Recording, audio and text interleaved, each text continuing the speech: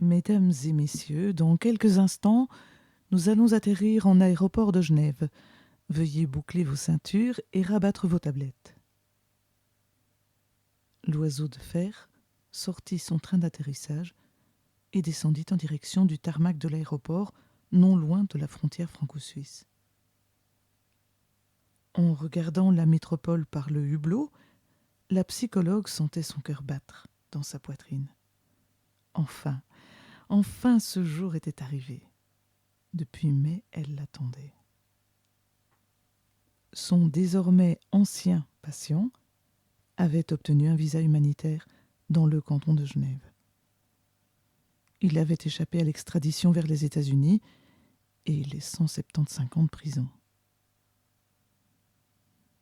Depuis de longs mois, ils entretenaient une correspondance épistolaire où le père de l'Australien profitait de ses allées-venues entre les deux pays pour jouer les facteurs. Elle s'était beaucoup livrée à lui à travers ces lignes. Cela avait bien plu à l'ex-prisonnier, qui avait souvent plaisanté en affirmant que les rôles s'inversaient. Quelques semaines après qu'il se soit installé dans la commune de Dardigny, à l'ouest de Genève, il lui avait proposé d'y passer un long week-end. Il visiterait la ville, quelques cantons intéressants, se baladerait au bord du lac Léman et du Rhône. Il avait précisé « en tout bien, tout honneur ». Cette dernière phrase lui avait un peu pincé le cœur. Donnait-il le ton directement, de sorte à ôter la moindre ambiguïté entre eux, ou voulait-il rester correct en disant qu'il ne voulait pas la voir que pour le sexe? Elle n'avait cessé de retourner la question encore et encore dans son esprit. Sa vie était redevenue normale depuis qu'il avait quitté Londres dans le plus grand des secrets. Il lui avait fait parvenir une lettre qui fut le début de leurs échanges clandestins. Au fur et à mesure, les lettres avaient pris une tournure plus intime, en revenant sur les souvenirs qui hantaient sa cellule. Il n'avait jamais oublié la douceur de sa peau, son parfum, ses bas noirs et le goût de son jus, lui confessant entre les lignes qu'il lui arrivait parfois de se faire plaisir seul, en replongeant dans ses souvenirs. Une fois arrivée, Madame Apone prit son grand sac sur le tapis roulant. Elle prétexta une envie pressante et alla s'enfermer dans une cabine. Elle sortit un papier de son soutien-gorge et le déplia. C'était un screenshot des informations qu'il lui avait données pour se rendre à Dardanie. Prendre telle ligne, descendre à cette station et suivre tel itinéraire pour minimiser les risques d'être suivie. Maintenant qu'elle était devenue un personnage semi-public, après avoir pris la parole, elle devenait méfiante. Elle avait changé de coupe de cheveux et de couleur, une fois l'affaire calmée. Elle les avait bouclés, ses cheveux, et teints en brun, ce qui lui donnait des airs de Madonna dans son clip « Like a Prayer ». C'était d'ailleurs une des chansons fétiches de notre psychologue, toute génération confondue. Une ligne de bus empruntée jusqu'à la gare, puis une longue marche jusqu'au sortir du canton. Son pas pressé la mena vers un sentier de terre qui s'enfonçait dans la végétation. Elle se demandait si elle était bien sur le bon chemin. Le soleil du mois de juillet tapait fort. Son short en jean lui collait aux cuisses, la sueur coulait sous son top et était absorbée par son soutien-gorge qui laissait des traces rougeâtres sur sa peau quand il bougeait. Enfin, elle arriva devant une grille, derrière laquelle se trouvait une bâtisse qui devait dater des années 1850. Elle posa son sac par terre, puis une main sur la grille pour reprendre son souffle. Elle agitait son haut de son autre main dans l'espoir de s'éventer un peu. D'un coup, elle entendit une voix l'appeler. Cette voix, elle la reconnut, tout de suite. Un immense sourire répondit à celui de l'Australien. Il semblait avoir repris du poil de la bête depuis mi-mai. Ses bras avaient retrouvé leur force. Sa barbe était toujours présente, mais bien taillée. ses cheveux platines arrangés, son regard moins fatigué et ses yeux toujours aussi vifs. Il était habillé d'un simple t-shirt à manches courtes et d'un jean. Il était pieds nus. À peine eut-il refermé la grille qu'ils s'enlacèrent. La psychologue irradiait de bonheur. Ça me fait plaisir de te voir, tu sais. Moi aussi, je suis contente de te revoir. Elle sentait leur cœur battre à l'unisson, comme s'ils se soufflaient tendrement des mots que les deux complices ne s'étaient encore jamais dit. En tout cas, je constate que tu t'es bien remplumé, dit-elle en lui offrant une petite tape sur le bras. Ah oui, je fais du sport tous les jours. Je me sens revivre. Tu n'as pas idée. Je mange mieux, je bouge à nouveau, je suis entourée de gens qui me sont chers. Je vais peut-être les croiser. Ils sont déjà partis. Ils n'ont pas traîné. Ils ont peur de me voir, demanda-t-elle avec un ton railleur. Non, non, ils veulent juste éviter la circulation. Dans une de ses dernières lettres, le journaliste primé lui avait dit que lors de sa venue, le couple d'amis chez qui il vit désormais serait en voyage pour leur anniversaire de couple. Bien sûr, il les avait prévenus qu'il comptait inviter une amie à passer du temps à Genève. Après avoir posé son grand sac dans l'entrée, il lui fit visiter les lieux. Le Ré accueillait 2 salons, une grande cuisine moderne et équipée de matériel dernière génération, un bureau, un WC, ainsi qu'une buanderie. L'étage se composait de 3 chambres, 2 salles d'eau, un bureau, ainsi qu'une suite parentale avec dressing et une salle de bain.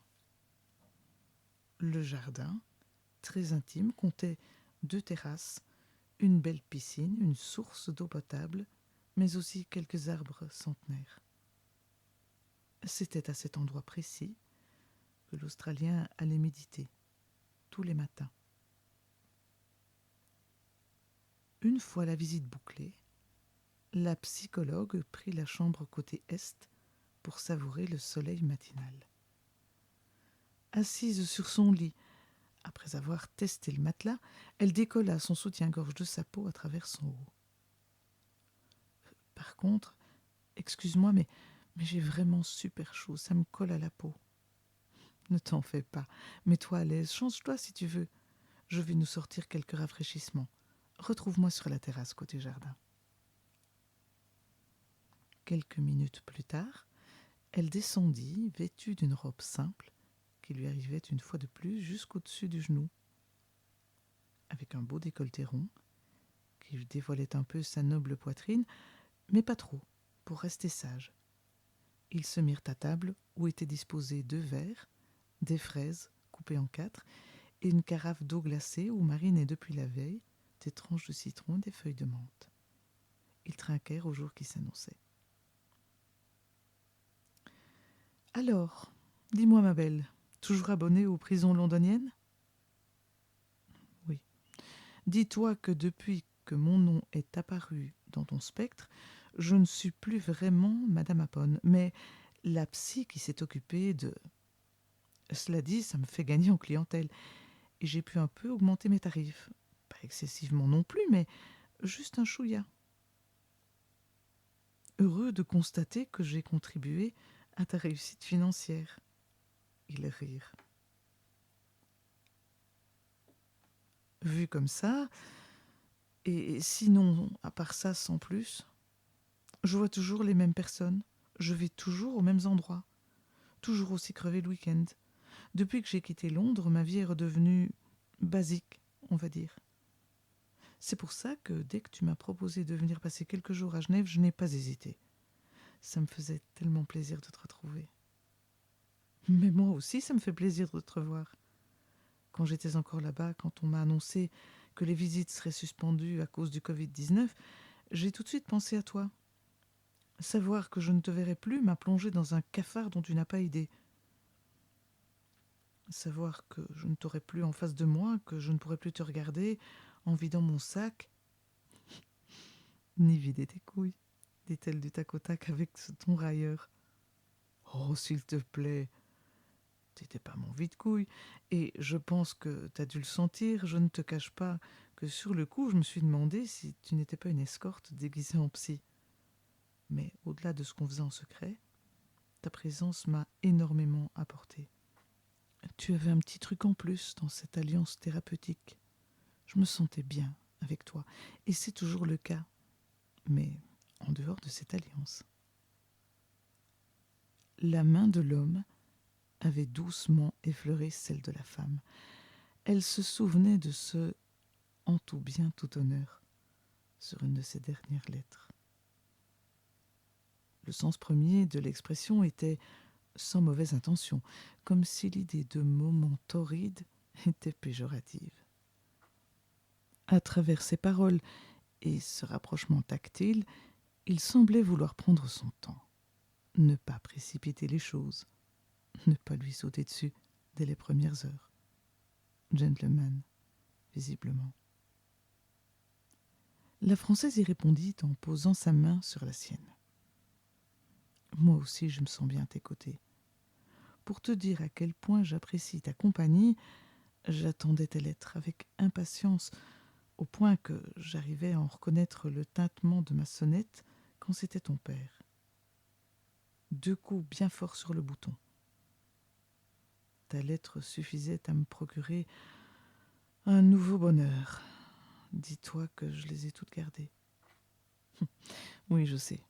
J'ai l'air d'une ado attardée ou d'une nana qui a abusé des New Romance, mais j'assume. Je les ai mises dans une boîte que j'ai cachée derrière mes fringues, dans mon armoire. Quand tu m'as proposé ces vacances, j'en ai sauté dans mon salon.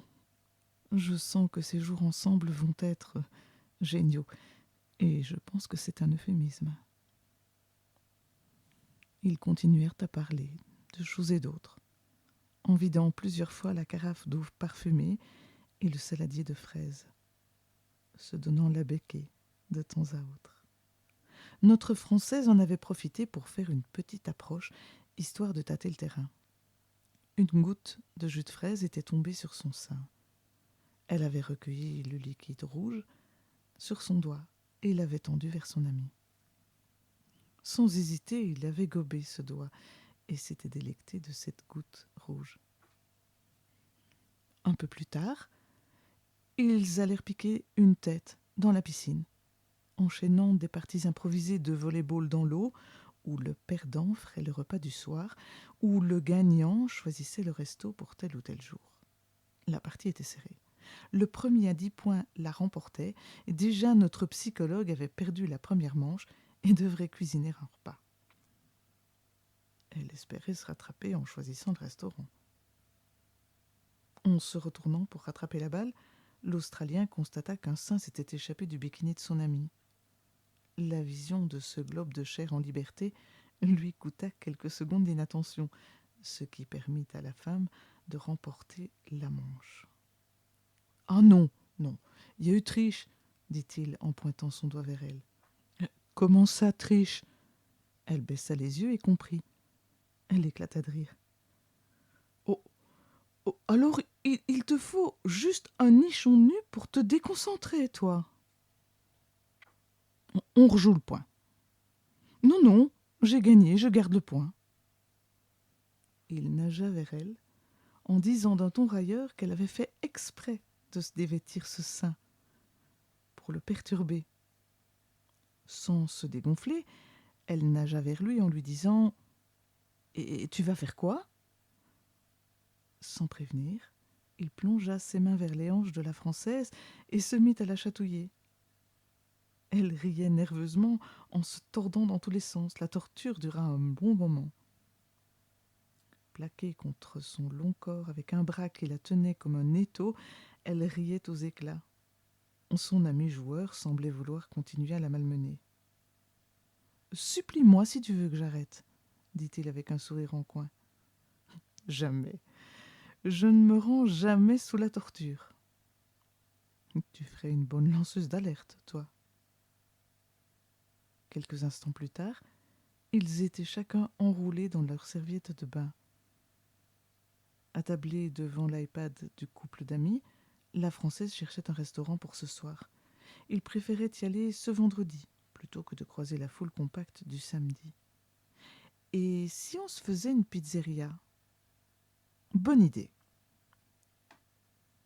Elle passa un long moment à en chercher une, pas trop fréquentée, si possible dans les petites rues, mais qui n'était pas des taudis.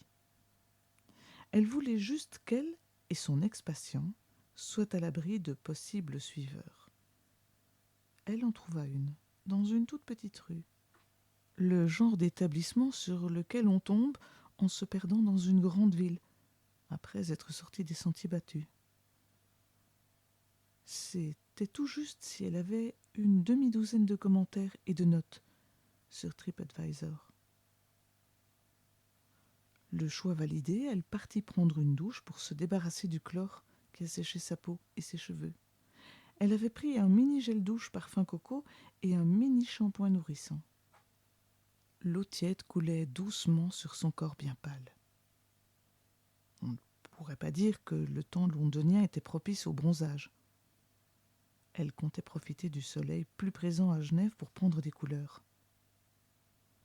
En se savonnant tranquillement, elle imaginait son ami lui passer la fleur de douche sur la peau. Il avait répondu favorablement aux quelques fois où elle avait tenté une petite approche.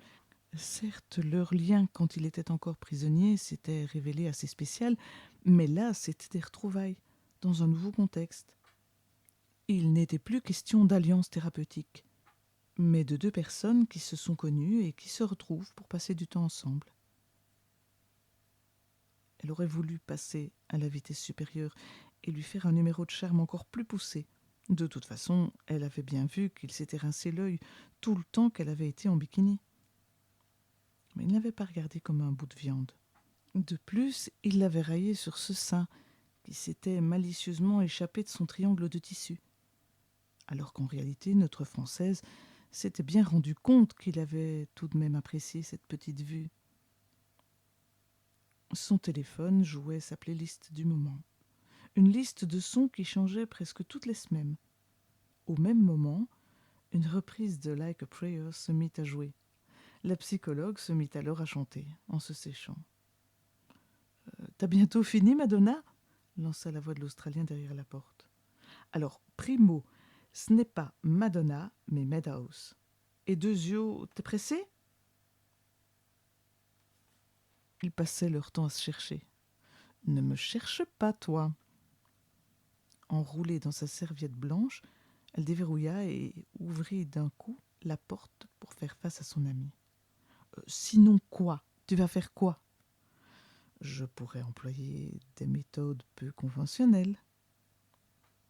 Elle avait bien remarqué que pendant une demi-seconde, son regard s'était perdu dans le sillon entre ses seins, qui était à demi caché par la serviette. Elle eut un sourire en coin et lui lança « T'as perdu tes yeux sous ma serviette ?»« Perdu, perdu, comme si je ne savais pas ce qu'elle cache. Aurais-tu oublié que je m'y suis déjà aventurée plus d'une fois ?» Elle soutenait son regard bleu, qui d'un coup luisait d'une petite flamme prête à être ravivée. « Comment oublier de tels souvenirs ?» dit-elle. « Mais ne précipitons pas les choses, tu veux bien ?»« Bien sûr, on a tout le week-end pour se retrouver. » Elle lui sourit. Quel gentleman! Il la savait nue sous sa serviette, et il acceptait de prendre le temps pour savourer les retrouvailles, avant de passer à la vitesse supérieure. La Française se mit sur la pointe des pieds et lui offrit un petit baiser sur la joue. Les grandes mains de l'homme se planquèrent dans son dos, l'une d'entre elles caressait sa peau nue.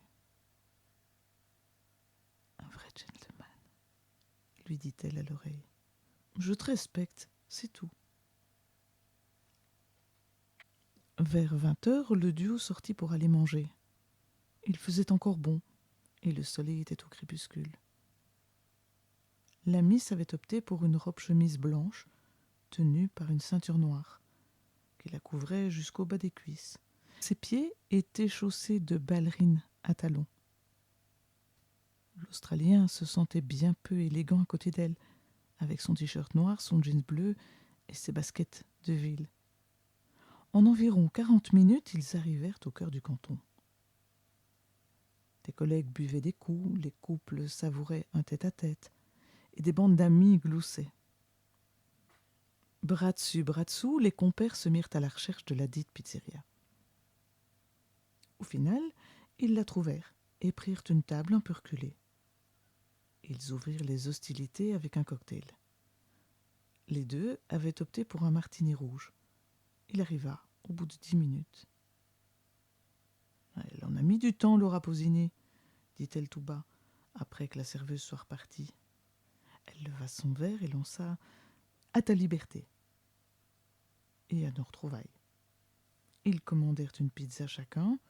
Pour les faire patienter, le serveur avait apporté un plateau d'antipasti, composé de charcuterie italienne, de fromage et d'un petit ramequin de pesto.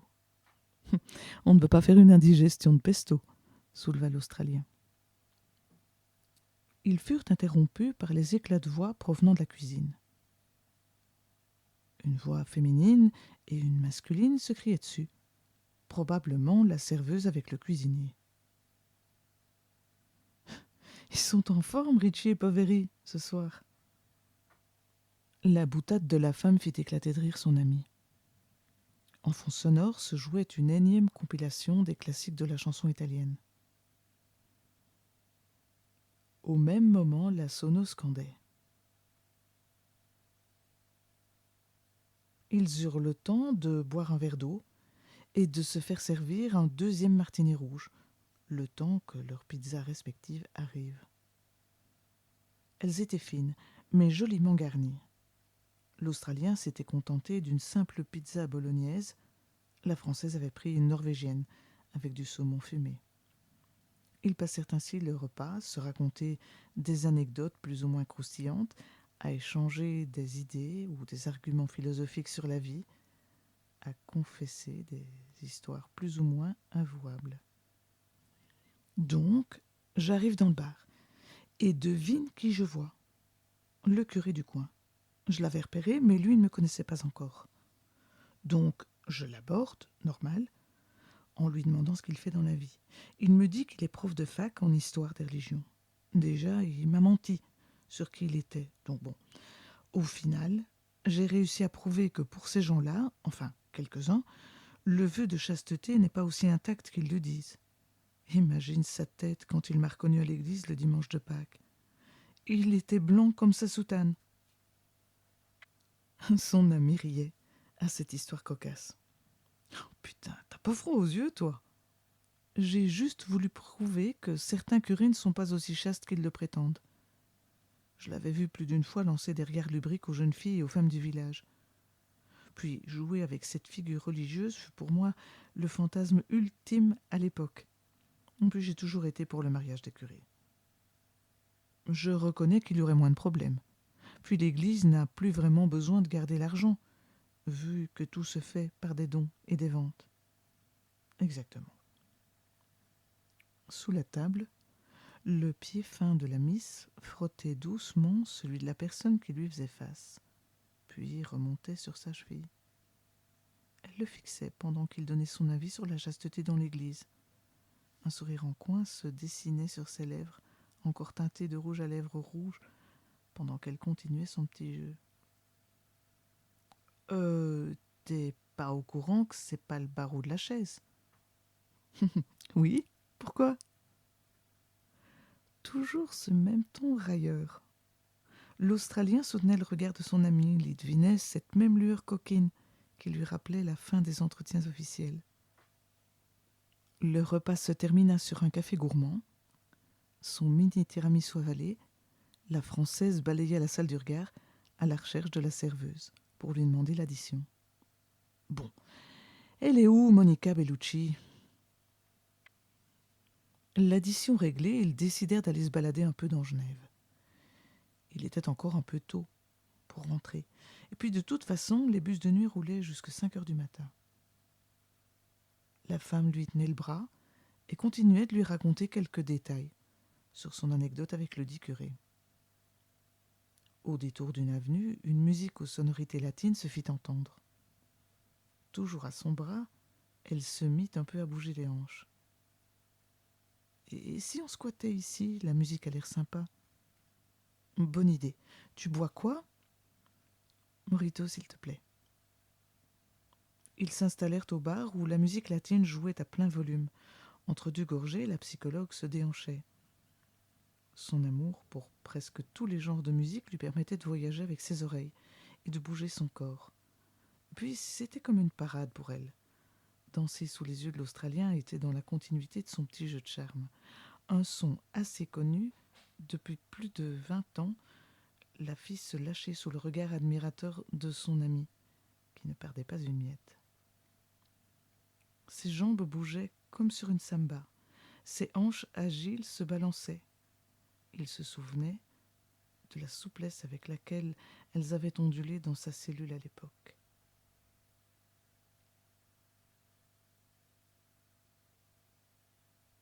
La chanson finie, elle se remit aux côtés de l'homme et prit une grande gorgée de cocktail. « Qu'est-ce que tu bouges bien !»« Merci. Ça t'a plu ?»« Plutôt, oui. »« Alors, qu'en dis-tu si on allait chauffer la piste ensemble quand une chanson nous inspirera ?» Environ 10 minutes plus tard, une chanson commençant par un simple les fit réagir. Ils se regardèrent et se comprirent.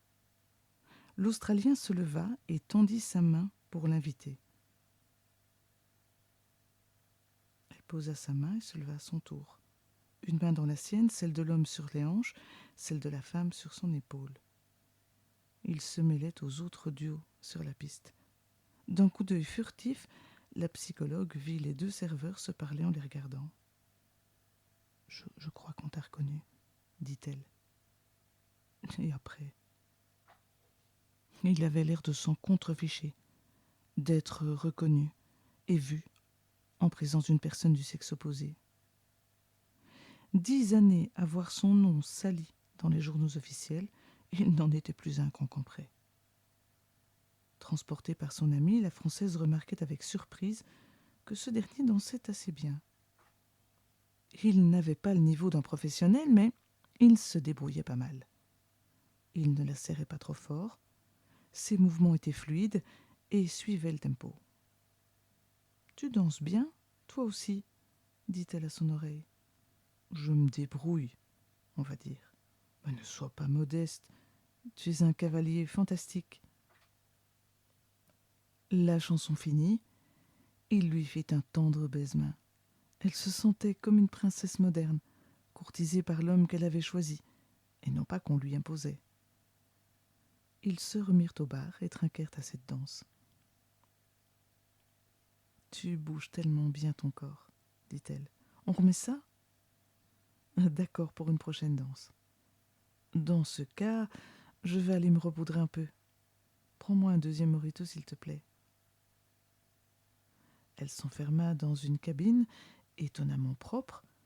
Elle avait toujours été habituée aux toilettes moyennement propres, quand elle allait dans des bars dansants, surtout passé 22h30.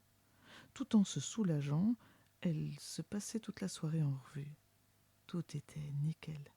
Si tout le week-end se déroulait ainsi, ce serait le rêve. Et elle pourrait concrétiser quelque chose avec l'homme de ses fantasmes. Soudain, elle eut une idée. Elle ouvrit le haut de sa robe, fit glisser une à une les bretelles de son soutien-gorge le long de ses bras nus et le fourra dans son grand sac. Elle se rhabilla normalement, se repomponna devant la glace, se mouilla les mains pour se rafraîchir un peu les joues, le front et le cou, puis rejoignit la salle, où 2 mojitos frais venaient d'être servis. « Il est pas mal, ce bar dansant, » lança l'Australien. « Oui, c'est vrai. Ça me change des bar lounge à Londres. Si tu veux, on peut en chercher un pour plus tard, dans le week-end. Pourquoi pas demain soir ? » « Ça marche. » Ils trinquèrent à cette idée. Au fur et à mesure, la musique devenait plus rythmée, plus moderne. Il ne passait plus que des tubes reggaeton à la mode et des remixes de chansons hispaniques. L'ambiance était très festive et le duo savoura pleinement sa soirée. Ils restèrent jusqu'à avoir fini leur mojito, vers 00h30 environ. Son ami avait fini par remarquer qu'elle avait ôté son sous-vêtement lors de son passage aux toilettes. Il en avait été très amusé et n'avait pas manqué une occasion de lui passer une main dans le dos pour sentir cette absence de lingerie. Étrangement, ils étaient seuls à attendre et à monter dans le noctambus Cassiopée. Ils ne descendraient qu'au terminus. Cela leur offrait un trajet d'environ 30 minutes. Assis dans le sens inverse de la marche, tout au fond du bus, ils étaient à l'abri des regards.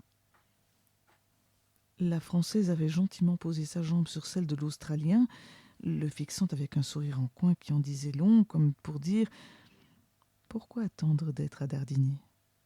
Vas-y, je suis à toi. » Il lui caressait le genou, puis remontait lentement sur le bas de la cuisse, à la limite du tissu de sa robe. Là, dans le bus, et pourquoi pas, il n'y a personne. J'ai cru comprendre à travers tes lettres que t'aimais bien te faire chauffer dans des lieux publics ou semi-publics. T'aimes pas ? Pourtant, j'ai cru lire quelque part que tu avais déjà fait des préliminaires dans une salle de cinéma, au pays de Fifi Brin d'Acier. Il roula des yeux en soupirant. Encore une qui est bien renseignée. Elle lui fit un petit baiser sur le coin des lèvres, comme pour l'apaiser, suite à ce souvenir si tendre qui malheureusement fut le début de 7 années d'ennuis judiciaires non fondés. « N'y pense plus, lui dit-elle à l'oreille. Touche-moi. » Il lui caressa la cuisse, puis son joli ventre. Elle avait souvent caché derrière de larges ceintures qui habillaient sa tenue quand elle venait le voir. Assise au fond du bus, elle savourait avec bonheur le contact de sa main. Ça lui avait tellement manqué. Son bras alla serpenter dans le cou de son ex-patient, comme pour le maintenir plus près d'elle. Sa grande main remonta de son ventre et lui massa un sein à travers le tissu de sa robe, son pouce passant de temps à autre sur une petite pointe qui dardait. « Ça t'a manqué, hein ?» lui dit-elle d'un ton moqueur. « Oh oui, ton corps m'a manqué. » En disant ça, il défit un bouton de sa robe et plongea sa main vers ce sein qui semblait le réclamer. Il pinçait le téton entre son index et son majeur. La psychologue se mordait la lèvre inférieure. Elle attendit de capter son regard et lui offrit un fougueux baiser rempli de désir. Elle retrouvait avec bonheur le contact de sa barbe. Il lui répondit, invitant leur langue à se joindre dans un tango endiablé. Sa main se crochetait de temps à autre sur son sein, puis pinçait plus fortement le bout. Elle gémissait doucement entre leurs lèvres qui se dévoraient. Elle décolla ses lèvres quelques secondes pour voir si personne d'autre n'était entré.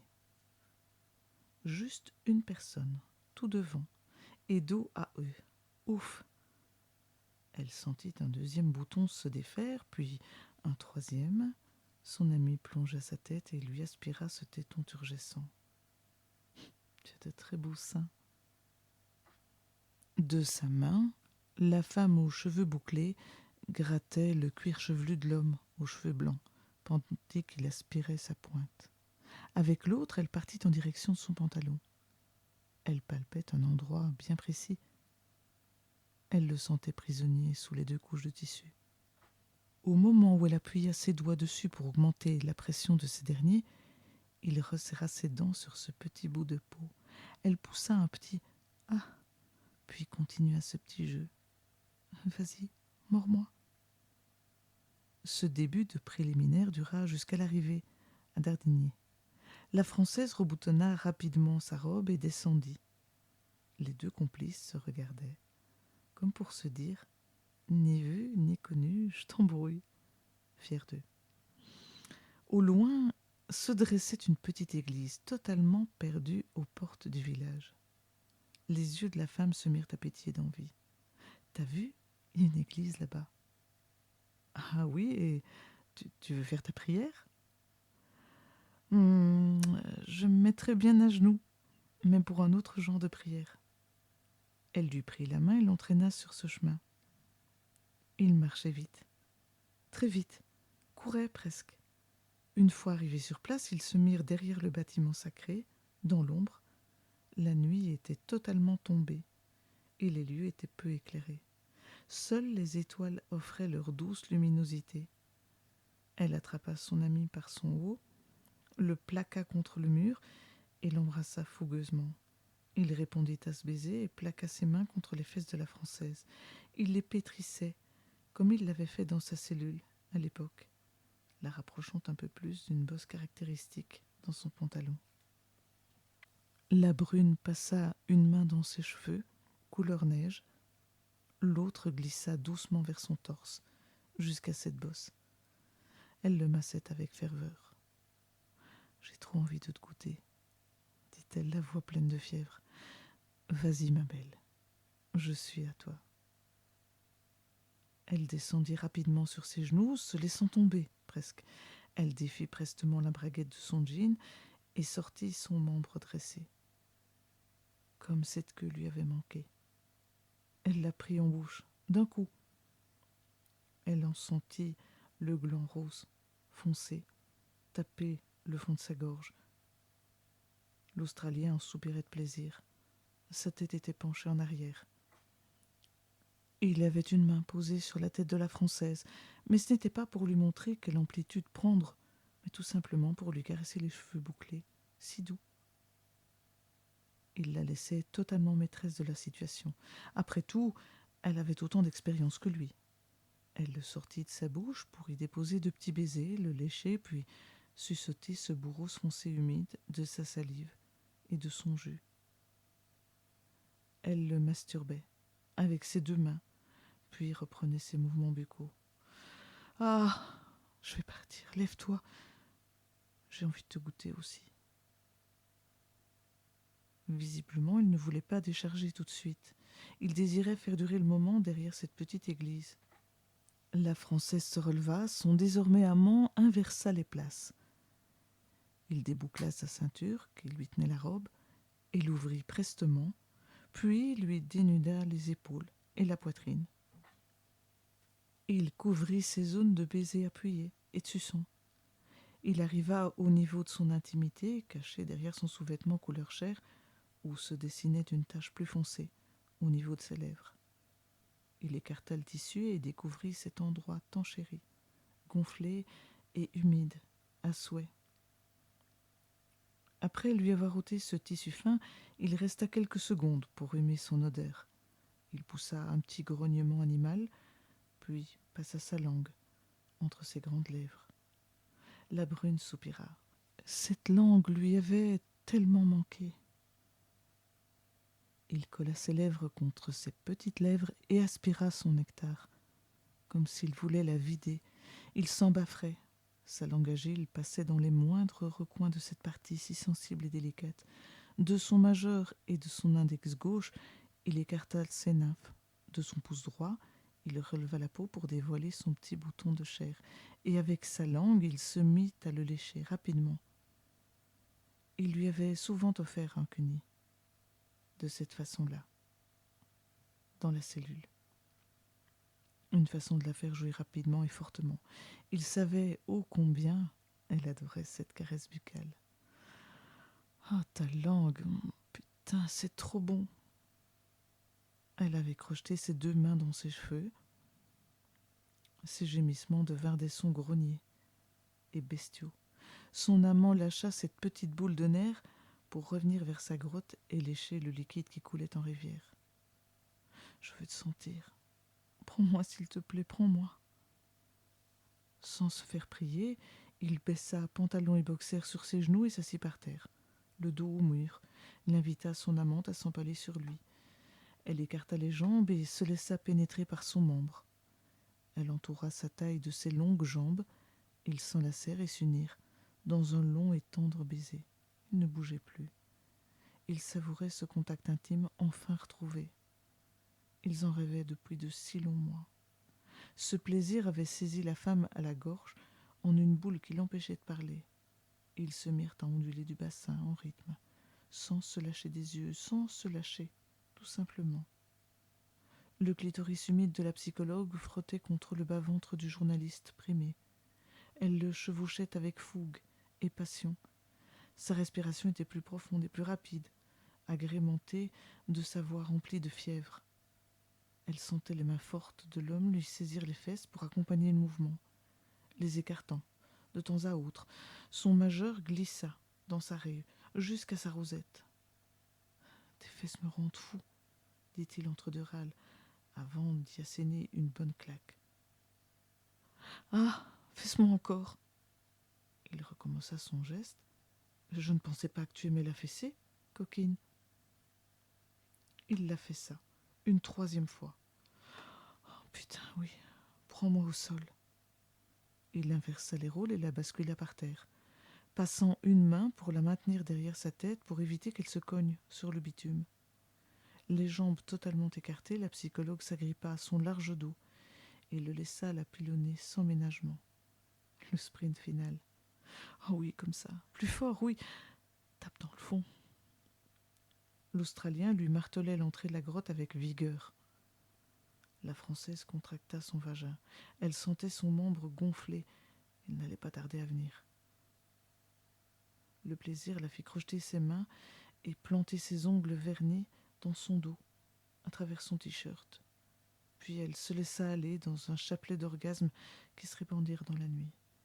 Il déchargea en elle, dans un long râle, aussi bestial que l'acte auquel il s'était livré derrière ce lieu où la chasteté était de mise.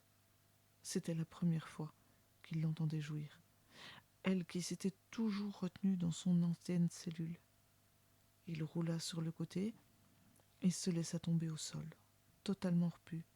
Il tourna la tête et vit sa belle amante, la robe ouverte, qui dévoilait ses seins pointus, et montait et descendait à un rythme rapide. Sa peau où perlait un peu de sueur, ses lèvres entr'ouvertes. Il la trouvait tellement parfaite. « Ta jouissance est belle, lui dit-il dans son souffle. C'est à toi que je la dois. Ils posèrent chacun leurs mains sur le visage de l'autre et s'unirent à nouveau dans un baiser tendre, très doux, suivi de plusieurs autres. Quelques minutes plus tard, ils se rhabillèrent et se remirent en route vers la maison. La Française avait mis sa culotte dans son sac à main. Elle était désormais nue sous sa robe, ce qui n'était pas pour déplaire à son amant australien. Ils s'amusaient à la lutiner sur le chemin. Une fois arrivés, ils verrouillèrent la porte derrière eux, tout comme ils avaient fait avec le portail. « Une bonne douche ne sera pas de trop, » lança l'homme en rangeant les clés dans le vide-poche. « Rejoins-moi alors, » lui répondit la femme en ouvrant sa robe tout en montant les escaliers.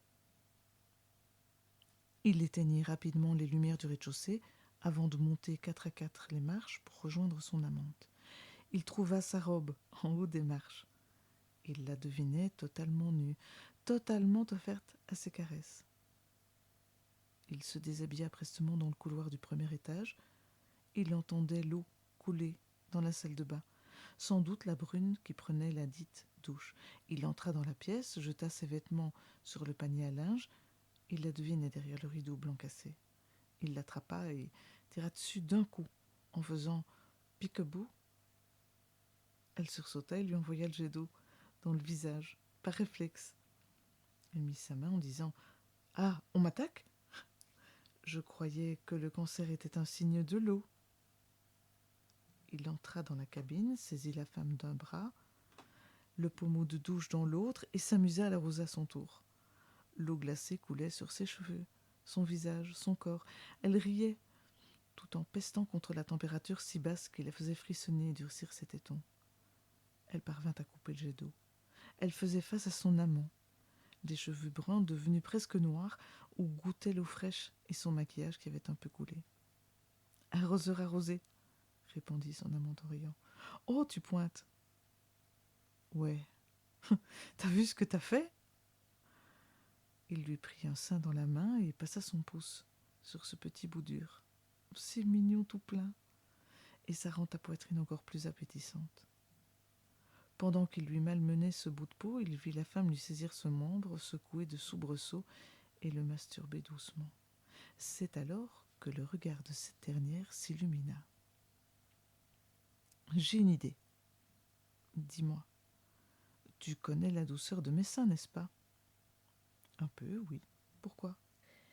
Eh bien, que dirais-tu de la sentir à un endroit encore plus sensible chez toi ?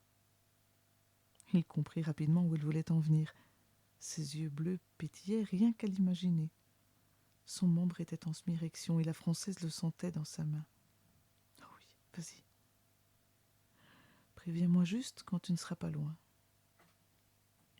Elle se mit à genoux, toujours dans la cabine, prit ses magnifiques globes de chair dans ses mains et laissa son bel amant y glisser sa queue, de plus en plus raide et dure. Elle rêvait de lui offrir ça, depuis le premier entretien. Sentir entre sa noble poitrine cette partie si sensible et si douce de son anatomie. Son gland humide lui effleurait les lèvres. Elle les ouvrit pour le gober. Ça rajoutait des sensations à l'Australien qui allait et venait en se tenant aux épaules de la Française. Quelques gouttes de liquide venaient se poser sur sa langue. C'était chaud. Elle voulait le sentir sur sa peau. Je vais venir. Jouis sur mes seins, s'il te plaît. Il grognait de plus en plus. Son bassin tapait de plus en plus fort contre son buste. Cette vision l'excitait au plus haut point. Il finit par décharger sur cette poitrine qui lui faisait tant envie.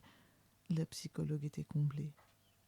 Un large sourire se dessina sur son visage. Elle sentait le liquide chaud couler jusqu'à son ventre.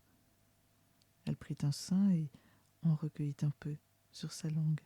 « Qu'est-ce que t'es belle !» lui dit-il en prenant le pommeau de la douche. « Depuis le temps que je rêvais de te faire ça. »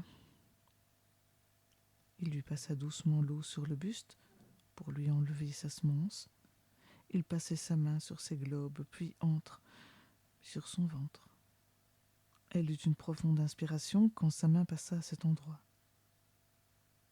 Cette pratique, qu'elle n'avait pas l'habitude de faire, avait réveillé le feu en elle, et son entrejambe suintait de désir.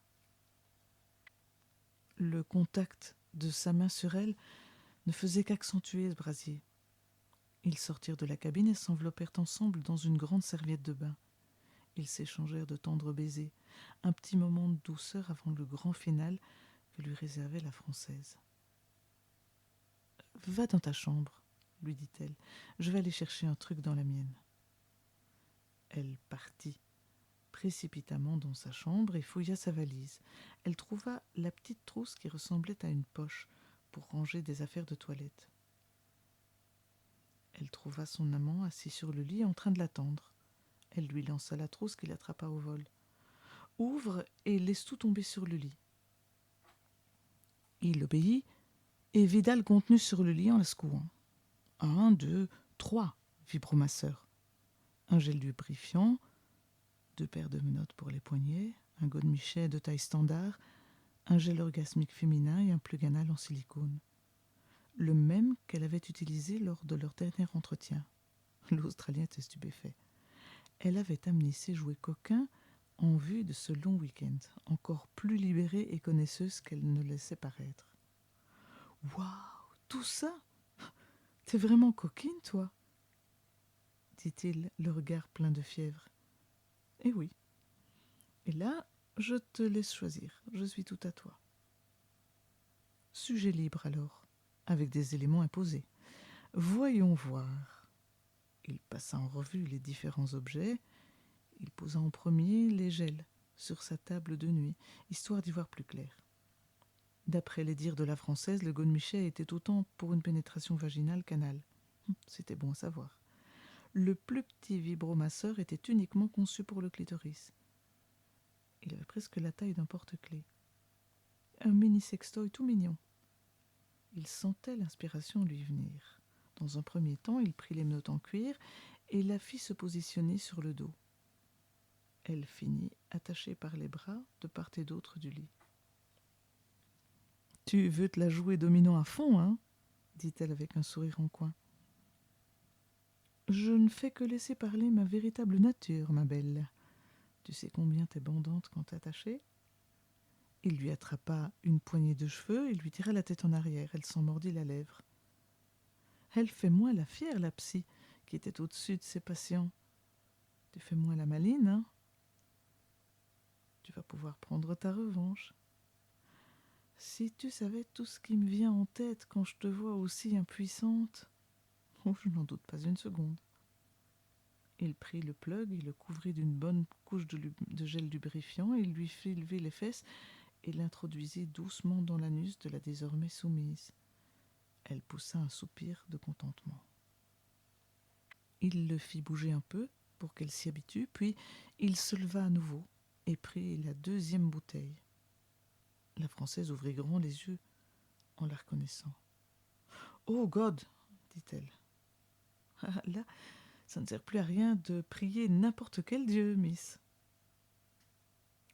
Il lui fit écarter les jambes, se mit au milieu pour éviter qu'elle ne les serre, ouvrit la bouteille en la regardant comme pour lui dire « Tu vas souffrir » et en fit couler quelques gouttes sur son clitoris et sur ses petites lèvres. Il se passa quelques secondes de massage avant que la sensation de chaleur ne se déclenche. Il en profita pour insérer 2 doigts en elle, pour lui mettre un peu de produit au niveau du point G. La brune ouvrit grand la bouche et poussa un « Ah !» de plaisir. Il les retira, puis passa ses mains le long de son corps qui se levait et se baissait sous sa respiration rapide. Elle avait un petit ventre adorable qui frissonnait sous ses doigts forts. Il lui pinça fortement les tétons et tira dessus, jusqu'à la faire grimacer. Il voulait effleurer du bout des doigts la limite de sa délicieuse douleur qu'elle pouvait supporter. « T'aimes bien les jeux de domination, toi ?» dit-il en lui saisissant à nouveau cette même zone. « Oh oui, toi aussi, visiblement, je te sens très créatif. Tu ne crois pas si bien dire. » Il prit un vibro assez grand et l'introduisit dans le vagin de son amante. Elle poussa un long gémissement. Le gel qui lui chauffait l'intimité décuplait son plaisir. Il activa la vibration en tournant une molette qui était à la base du jouet, doucement, dans un premier temps. Elle eut un petit cri. Ses mains se refermèrent sur la chaîne de menottes. Mais tu vas me faire venir en un rien de temps si tu continues comme ça. » Mais c'est le but, te faire jouir encore et encore, jusqu'à ce que tu me supplies d'arrêter. Oh, elle s'attendait à ce qu'il lui ordonne de retenir son plaisir, mais il allait se montrer plus sadique encore, comme s'il voulait rattraper ses orgasmes qu'il n'avait pas eu le temps de lui offrir depuis des mois. La Française comptait lui donner du fil à retordre. Avec un sourire un peu railleur, elle lui lança « Dans ce cas, je vais me retenir, rien que pour te provoquer. » Il y eut un éclair de luxure dans son regard, puis un petit rire grave, comme s'il acceptait ce petit défi qu'elle lui lançait. Il saisit le petit jouet vibrant et le posa sur son bouton. Il l'enclencha rapidement et fit tourner sur cette zone. Il accentua la vibration dans celui qui était dans son vagin. Le corps entier de la femme se raidit. Elle poussa un long cri de plaisir. Elle tentait de retenir son plaisir, mais à croire que l'ex-prisonnier avait retenu chaque moment érotique auquel il s'était livré dans sa cellule et chaque zone érogène chez la psychologue. « Tu vas jouir. Crois-moi que tu vas jouir. » Il le fit aller et venir entre ses lèvres trempées. Son liquide coulait jusqu'à son plug, toujours dans son anus. Le spectacle lui avait fait redresser la verge. Le jouet vibrant prenait des angles de sorte à trouver son point G. La femme tournait sa tête de droite à gauche. Sa respiration était de plus en plus rapide, plus sonore, plus saccadée. Elle luttait contre cette vague qui prenait de l'ampleur et qui menaçait de s'écraser sur elle.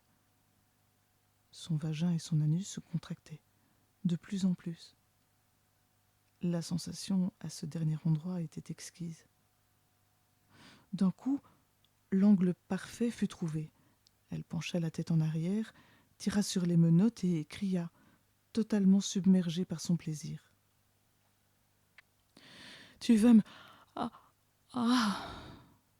Sa jouissance fut telle qu'un jet de cyprine gicla sur le jouet et sur la main de l'Australien, qui allait et venait sans lâcher le rythme effréné. Le corps de la Française était secoué, de violents spasmes, comme si elle se faisait exorciser. Ses cris étaient sans fin. Ses lèvres étaient trempées et rouges. L'homme garda les 2 jouets vibrant sur cette zone encore quelques secondes, jusqu'à ce qu'elle soit épuisée de crier. Regarde dans quel état j'arrive à te mettre. Ça me fait bander, t'imagines pas à quel point. Il les enleva pour les remplacer par sa bouche. Il lui tenait fermement les cuisses écartées et se bafferait de son jus mélangé au gel orgasmique goût fruité, sans barbouillant la bouche.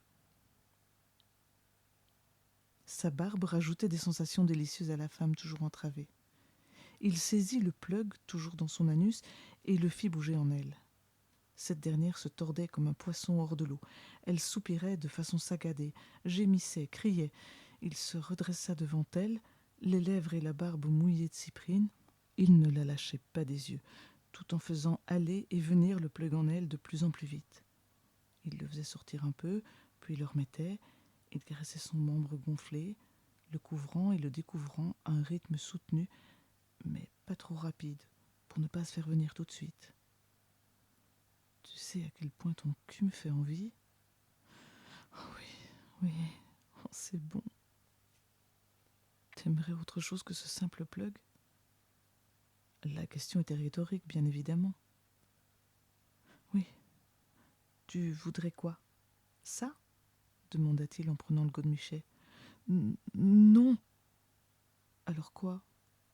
Tu le sais. Je veux te l'entendre dire.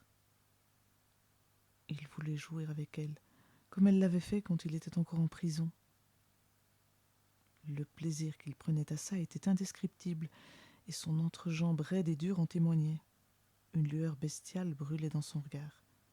Il luttait pour ne pas lui ôter d'un coup ce plug et la sodomiser dans la seconde même. La Française n'en pouvait plus. Elle voulait le sentir dans son petit trou étroit. Les mains fermées sur les chaînes des menottes, elle dit tout haut « Ta queue !»« Oui, elle est là, pourquoi ?» Il jouait avec ses nerfs. C'en était trop pour elle. Elle cria tout ce qui lui venait, comme pour le supplier de la soulager. « Je te veux dans mon trou, putain. Je veux ta queue dans mes fesses. Je veux que tu me défonces le cul. Je veux que tu te décharges dedans. Je veux sentir ton foutre couler entre mes fesses. » Même en anglais, elle révélait avoir un vocabulaire coquin très poussé. Il l'avait poussée dans ses dernières limites, et elle craquait. Elle l'implorait. Il ria devant pareille prière, ôta le plug de ses fesses, y présenta son gland et la pénétra, doucement. Elle était tellement détendue et humide qu'il rentra tout seul, comme un couteau dans du beurre. Elle poussa un long soupir de soulagement. Enfin, elle sentait en elle cette hampe chaude et pleine de vie. C'était délicieux, et elle lui disait de s'enfoncer tout en entier. Il se positionna au-dessus d'elle, se tenant sur son avant-bras, lui prit son visage dans sa main avec tendresse et planta ses yeux dans les siens. « Tu es magnifique quand tu perds pied, » lui dit-il. « Toi aussi t'es magnifique quand tu prends les devants. Embrasse-moi. » Ils collèrent leurs lèvres dans un baiser rempli de fièvre, de passion et de tendresse. Ses lèvres avaient le goût de son liquide vaginal mélangé au gel orgasmique fruité.